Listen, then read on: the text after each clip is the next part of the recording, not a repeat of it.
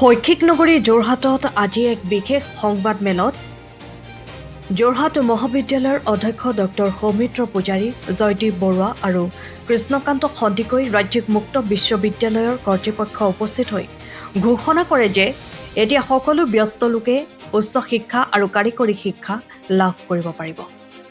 নতুন মুক্ত শিক্ষানীতি 2020ৰ পাছত মুক্ত শিক্ষাই বিশেষ গুৰুত্ব লাভ কৰিছে।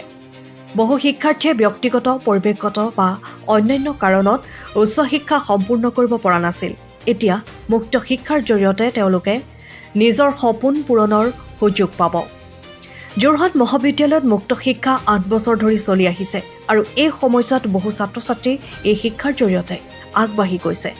মহাবিদ্যালয়ত নতুন পাঠ্যক্ৰমো যুগুত কৰা হৈছে, যাৰ জৰিয়তে শিক্ষাৰ্থীয়ে আধুনিক শিক্ষা আৰু কাৰিকৰী দক্ষতা দুয়োটা শিক্ষা লাভ কৰিব পাৰে আৰু ছাত্ৰ-ছাত্ৰীসকলে নিজৰ সপোন পূৰ কৰি আগবাঢ়ি যাব পাৰিব। সংবাদমেলখনত লগতে উল্লেখ কৰে যে একেটা সময়তে এটাতকৈ অধিক বিষয়ত শিক্ষা গ্ৰহণ কৰি ছাত্ৰ-ছাত্ৰীসকলৰ শিক্ষা জীৱন শেষ হোৱাৰ পাছতেই কৰ্ম সংস্থাপনৰ বাটো মুকলি কৰি ল'ব পাৰিব। সংবাদমেলত বক্তাসকলে আহ্বান জনাইছে যে যিসকলে শিক্ষা আধৰুৱা কৰিছে তেওঁলোকে মুক্ত শিক্ষাৰ মাধ্যমেৰে পুনৰ শিক্ষা গ্ৰহণ কৰি নিজৰ লক্ষ্য পূৰণ কৰিব পাৰিব। সংবাদমেলত প্ৰণৱ শইকীয়া, ডক্টৰ ৰিদীপ চৌধুৰী আৰু অন্যান্য কৰ্তৃপক্ষ উপস্থিত থাকে। যোৰহাটৰ পৰা অনুপম বৰা ৰিপৰ্ট, পোহৰ বিট। সংবাদ মাধ্যমৰ বন্ধুসকলক মহাবিদ্যালয়লৈ আদৰণি জনাইছোঁ। আজি আমাৰ মাজত আমি এটা বিশেষ উদ্দেশ্যত ইয়াত সমবেত হৈছোঁ। এই সংবাদমেলত আমাৰ লগত কৃষ্ণকান্ত সন্দিকৈ ৰাজ্যিক মুক্ত বিশ্ববিদ্যালয়ৰ 3জনকৈ উচ্চ পদাধিকাৰী উপস্থিত আছে, শিক্ষাবিদ। সাম্প্ৰতিক সময়ত অসমত বুলি নহয়, সমগ্ৰ ভাৰতবৰ্ষতে সাম্প্ৰতিক সময়ত মুক্ত শিক্ষা এটা বিশেষ গুৰুত্ব পাইছে, কিয়নো আমাৰ যিখন নতুন আমাৰ শিক্ষানীতি 2020 হৈছে, এই নতুন শিক্ষানীতিত মুক্ত শিক্ষাক এটা বিশেষ গুৰুত্ব দিয়া হৈছে। যিবিলাক ল'ৰা ছোৱালী বা যিসকল শিক্ষাৰ্থী বিভিন্ন কাৰণত পঢ়া শুনা উচ্চ শিক্ষা মন থকা সত্ত্বেও কৰিব নোৱাৰে, আৰ্থিক দুৰৱস্থাৰ বাবে হওক বা বিভিন্ন তেওঁলোকৰ কাৰোবাৰ ছোৱালীবিলাকৰ কেতিয়াবা বিবাহজনিত কথা আহে বা বিভিন্ন সমস্যা আহে, তেওঁলোকৰ ঘৰুৱা অসুবিধা থাকে, গতিকে তেওঁলোকে বহুতে স্কুল কলেজ এৰে এটা সময়ত। তো গতিকে মুক্ত শিক্ষাৰ মাধ্যমেৰে কিন্তু তেওঁলোকে এই উচ্চ শিক্ষাটো সম্পূৰ্ণ কৰিব পাৰে। আৰু এই কৃষ্ণকান্ত সন্দিকৈ যি মুক্ত বিশ্ববিদ্যালয় আছে, এইটো অসম চৰকাৰৰ উদ্যোগত বিশ্ববিদ্যালয় অনুদান আয়োগৰ এটা স্বীকৃতিপ্ৰাপ্ত আমাৰ ৰাজ্যৰ এটা গুৰুত্বপূৰ্ণ অনুষ্ঠান। গতিকে আমি যোৰহাট মহাবিদ্যালয়ত যোৱা 2017 চনৰ পৰা আমি এইটো চলাই আছোঁ। বৰ্তমান 8 বছৰ আমাৰ সম্পূৰ্ণ হ'ল। আৰু যোৱা 8 বছৰত আপোনালোকক এতিয়া আমাৰ জগতজ্যোতি বৰুৱাই এটা প্ৰেজেণ্টেশ্যন দেখুৱাব যে যোৱা 8 বছৰত আমাৰ অতি সুন্দৰ ফলাফল হৈছে।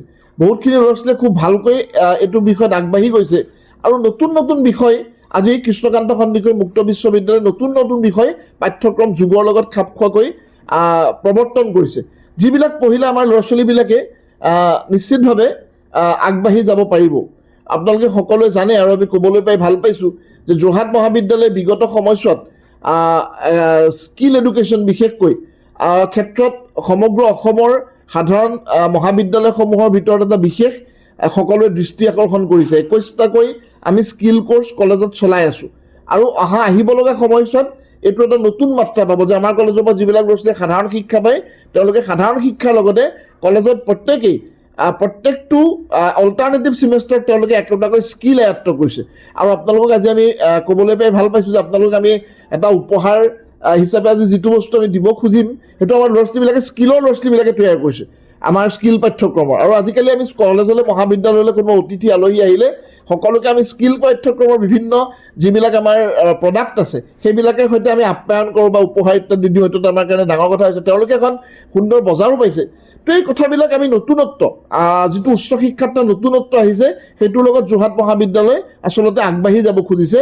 এটা নতুন আপোনালোকে দেখিছে আমি এটা নতুন এটা গৃহ বনাই আছোঁ ওপৰত। মহাবিদ্যালয়ৰ যিটো আমাৰ পুৰণা মোটামুটি ইনফ্ৰাষ্ট্ৰাকচাৰ আছিলে তাৰ এটা সমান পৰ্যায়ৰ এটা ইনফ্ৰাষ্ট্ৰাকচাৰ একেটা বছৰতে আমি এটা ডাঙৰ ইনফ্ৰাষ্ট্ৰাকচাৰ তৈয়াৰ কৰি আছোঁ। আৰু আহিব লগা সময়ছোৱাত আমি বহুত নতুন নতুন বিষয় আপোনালোকৰ যোৰহাটবাসীৰ এটা গৌৰৱৰ কেন্দ্ৰ হিচাপে যোৰহাট মহাবিদ্যালয়ক আচলতে আমি থিয় কৰাব বিচাৰিছোঁ আৰু তাত এই কৃষ্ণকান্ত সন্দিকৈ মুক্ত বিশ্ববিদ্যালয়ৰ বাবে আমি এটা বিশেষ সুকীয়া আমি স্থান ৰাখিছোঁ। আমাৰ যিটো লাইব্ৰেৰী আছে এইটো যোৰহাটৰ কলেজ লাইব্ৰেৰীবিলাকৰ ভিতৰত এটা ধনী লাইব্ৰেৰী। আমাৰ 30,000 কিতাপ ইতিমধ্যে সম্পূৰ্ণ হৈ গ'ল। আমি এতিয়া টোটেল গোটেই লাইব্ৰেৰীটো আমি টোটেল ডিজিটেল প্লেটফৰ্মত পাই যাব। এতিয়া যিকোনো ঠাইতে নহওক সকলোবিলাক কিতাপ সকলোবিলাক ব্যৱস্থা ডিজিটেলি পঢ়িব পৰা যিকোনো ঠাইৰ পৰা এইটো আমি ক্ৰয় কৰি স্থাপন কৰিছোঁ, যিটোত আমি অসমৰ ভিতৰত এটা বাটকটীয়া অনুষ্ঠান হিচাপে আপোনালোকে যোৰহাট কলেজ লাইব্ৰেৰী মাৰিলে আপোনালোকে এইটো ইণ্টাৰনেটত আপোনালোকে তাৰ গোটেই ৰিচোৰ্চটো আপোনালোকে এক্সেছ কৰিব পৰা এটা ব্যৱস্থা আহিছে। সেইটো আমি লাহে লাহে আৰু অধিক উন্নত কৰি তাক এটা বেলেগ ধৰণৰ ব্যৱস্থাৰ মাজলৈ নিবলৈ চেষ্টা কৰি আহিছোঁ। আৰু আমাৰ এই কে হেনৰিক অ'পেন ইউনিভাৰ্চিটিৰ যিবিলাক ল'ৰা ছোৱালী আমাৰ কলেজত আহিব তেওঁলোকে আমাৰ এই বিশাল লাইব্ৰেৰীটো আৰু তাত থকা সকলোবিলাক ডিজিটেল ৰিচোৰ্চো তেওঁলোকেও একেধৰণে ব্যৱহাৰ কৰিব পাৰিব। সেইটো আমাৰ এটা বহুত ডাঙৰ প্লাছ পইণ্ট যে আমি এই মানে সুকীয়া ভাৱটো নাৰাখোঁ যে এইবিলাক ডিষ্টেঞ্চৰ ল'ৰা ছোৱালী বা এইবিলাক নিয়মীয়া ল'ৰা ছোৱালী, যদি আমি যিবিলাক আমাৰ নিয়মীয়া ল'ৰা ছোৱালীৰ লগতে যিবিলাক এই ল'ৰা ছোৱালী আহিব তেওঁলোকে এইটো ব্যৱহাৰ কৰিব পাৰিব। আৰু আমি যিবিলাক অফ ডেজ, যিবিলাক আমি দেওবাৰ ইত্যাদিত ক্লাছ হয় সাধাৰণতে কে হেনৰিক বা মুক্ত বিশ্ববিদ্যালয় এইবিলাকৰ ক্লাছ হয় শনিবাৰ দেওবাৰ, সেইবিলাকতো আমি লাইব্ৰেৰী ইত্যাদিৰ ব্যৱস্থাটো সমভাৱে প্ৰৱৰ্তন কৰিবলৈ নিশ্চিতভাৱে চেষ্টা কৰিম। তো আজি সেইকাৰণে এতিয়া এডমিশ্যন চলি আছে, নামভৰ্তি চলি আছে এই দুইটাৰে স্নাতক পাঠ্যক্ৰম স্নাতকোত্তৰ পাঠ্যক্ৰম। আৰু ইয়াৰ যিটো খৰচ এইটো বহুত কম, মানে মুক্ত শিক্ষাত আৰু মন থাকিলে যিবিলাকৰ মন থাকে সেইবিলাকে বিভিন্ন বিষয় আহিছে, নিজৰ পচন্দৰ যিকোনো বিষয়ত এই শিক্ষাটো সম্পূৰ্ণ কৰিব পাৰে। বহুতে দুটা ছাবজেক্টত গ্ৰেজুৱেশ্যন কৰে, বোলে মই ইতিহাসত পঢ়িছিলোঁ মোৰ পলিটিকেল ছায়েন্সো পঢ়িবলৈ মন আছিলে বা নতুন কিবা এটা বিষয় আহিছে সেই বিষয়টো পঢ়িবলৈ মন আছিলে, যিকোনো বেকগ্ৰাউণ্ডৰ পৰা সেই বিষয়টোত জইন কৰিব পাৰে। MA-টোও তেনেকুৱা, বোলে আগতে আমি যিটো অসমীয়া মানুহে অসমীয়াতে MA পঢ়িব লাগিব, এইটো কোনো কথা নাই। এতিয়া বোলে মই অসমীয়াত পঢ়িছিলোঁ, মই ছ'চিয়লজি পঢ়িব বিচাৰোঁ, মই হিষ্ট্ৰীত পঢ়িব বিচাৰোঁ, কিবা এটা বিষয়, আৰু অতি কম খৰচত সুন্দৰভাৱে তেওঁলোকে নিজৰ মন থকা বিষয়টোত এটা এক্সপাৰ্টেজ, মানে যিটো একাডেমিক এটা ডিগ্ৰীটো ডেফিনেটলি এটা পদ্ধতিৰ মাজেৰে যায়, পদ্ধতিগত শিক্ষা হয়।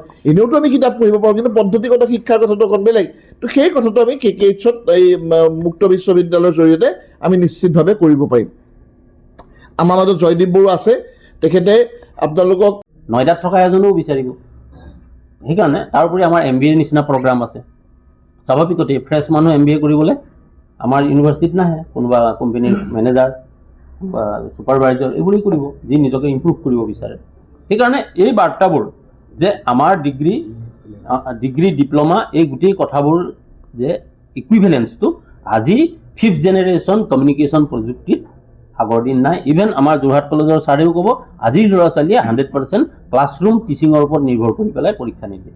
আপোনাৰ ঘৰত ল'ৰা ছোৱালী আছে চাব, সিহঁতে 100% ক্লাছৰুম টিচাৰৰ ওপৰত ডিপেণ্ড কৰা নাই, কিবা অংকৰ সমস্যা পাইছে ইউটিউবত চাইছে।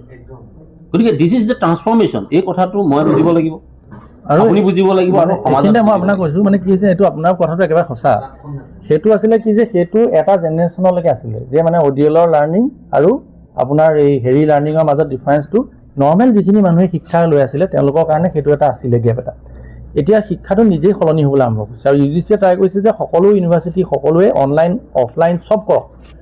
যেতিয়া বহুতে এতিয়া ফুলৰ খেতি কৰে তেওঁলোকৰ কাৰণে অকণমান আমি এটা কোৰ্চ এটা ৰাখিছোঁ 6 মাহৰ। তাৰপিছতে এটা ৰাখিছোঁ T cultivation and plantation management, যে ক্ষুদ্ৰ চাহ খেতিয়কসকলে তেওঁলোকে তাৰমানে বিভিন্ন ধৰণৰ সমস্যাত ভোগে, যে তেওঁলোকৰ যিবিলাক পাত হয় সেইবিলাকৰ কোৱালিটি ষ্টেণ্ডাৰ্ডটো যদি মেইনটেইন নহয় তেতিয়া ফেক্টৰীবিলাকে সাধাৰণতে ৰিজেক্ট কৰে, আৰু সেইটো মেইনটেইন কৰিবৰ কাৰণে বিভিন্ন ধৰণৰ বস্তু তেওঁলোকে চোৱা চিতা কৰিব লাগে। গতিকে আমাৰ যিটো ভকেশ্যনেল স্কুল আছে তেওঁলোক 6 মাহৰ কোৰ্চ 6 মান্থছ। তাৰপিছতে এটা আছে ৱেল্ডিং কাম কাটিং, এটা আছে আপোনাৰ ইলেক্ট্ৰিকেল হাউচ ৱায়াৰিং, তাৰপিছতে আছে আৰ্লি চাইল্ডহুড এডুকেশ্যনৰ ওপৰত আমি এটা দিছোঁ। এইটো এটা খুব দৰকাৰী কোৰ্চ, এই সম্পৰ্কে প্ৰণৱেও মোক ছাপ্লিমেণ্ট কৰিব পাৰিব। সেইটো হ'ল কি যে আপোনালোকে গম পায় যে নতুন শিক্ষানীতি অনুসৰি যে আমাৰ কি হ'ল যে 3 বছৰৰ পৰা 5 বছৰ যিটো প্ৰি প্ৰাইমেৰী বুলি আমি কৈছিলোঁ, এতিয়াৰ পৰা সেইটো ফৰ্মেল এডুকেশ্যনৰ পাৰ্ট হ'ব। অৰ্থাৎ 3 বছৰত আৰম্ভ হ'ব শিক্ষা, 12 মানে একদম 12ত শেষ হ'ব, ইণ্টিগ্ৰেটেড হৈ গ'ল। গতিকে প্ৰি প্ৰাইমেৰী টিচাৰখিনিৰ কাৰণে আৰ্লি চাইল্ডহুড এডুকেশ্যন বুলি যাক কয়, সেই তাৰ কাৰণে কোনো ফৰ্মেল ট্ৰেইনিং আমাৰ কোনো ইউনিভাৰ্চিটি বা শিক্ষানুষ্ঠানে এতিয়ালৈকে লোৱা নাই। গতিকে এই বস্তুটো আমি মন কৰি পেলাই আমি এটা চাৰ্টিফিকেট কোৰ্চ দিছোঁ। হয়, নাই পেৰেলেলি পাৰিব খালি এটাই কণ্ডিশ্যন, সেইটো হ'ল কি যে আপুনি দুইটা একে ছেমিষ্টাৰত হ'ব নোৱাৰে। ধৰি লওক first semester degree, first semester certificate সেইটো কৰিব নোৱাৰে, পৰীক্ষাবোৰ একেলগে পৰে। গতিকে আমাৰ পৰীক্ষা চলোৱাত বহুত অসুবিধা হয়। গতিকে আৰু ল'লেও আপুনি পৰীক্ষা কোনোবা এটা দিব নোৱাৰা হ'ব, মানে একেদিনাই হয়তো ক্লাছ কৰিব, ইমান পৰীক্ষা আমি একেলগে পাতিব নোৱাৰোঁ। গতিকে আপোনালোকৰ ৰুলটো হ'ল কি যে আপুনি যদি অলৰেডি এটা পাঠ্যক্ৰমত অংশগ্ৰহণ কৰিছে তেতিয়াহ'লে বাকী পাঠ্যক্ৰমত আপুনি অংশগ্ৰহণ কৰিব পাৰিব, কিন্তু একে ছেমিষ্টাৰত নোৱাৰে। মই ফাৰ্ষ্ট ছেমিষ্টাৰত যদি মই যদি থাৰ্ড ছেমিষ্টাৰত আছোঁ তেতিয়া আপুনি ফাৰ্ষ্ট ছেমিষ্টাৰত এডমিশ্যন ল'ব পাৰিব, একো প্ৰব্লেম নাই। যোৰহাটৰ JB ৰোডত অৱস্থিত জ্যোতিষ্মান ড্ৰাগছ।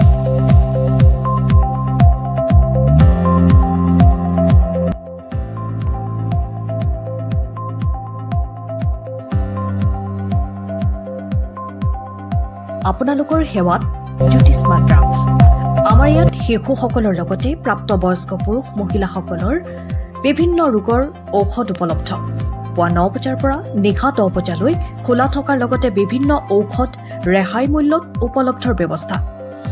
আপোনালোকৰ জৰুৰীকালীন সেৱাৰ বাবে জ্যোতিষ্মান ড্ৰাগছ। আমি সদায় সাজু। আমাৰ ঠিকনা JB ৰোড, যোৰহাট।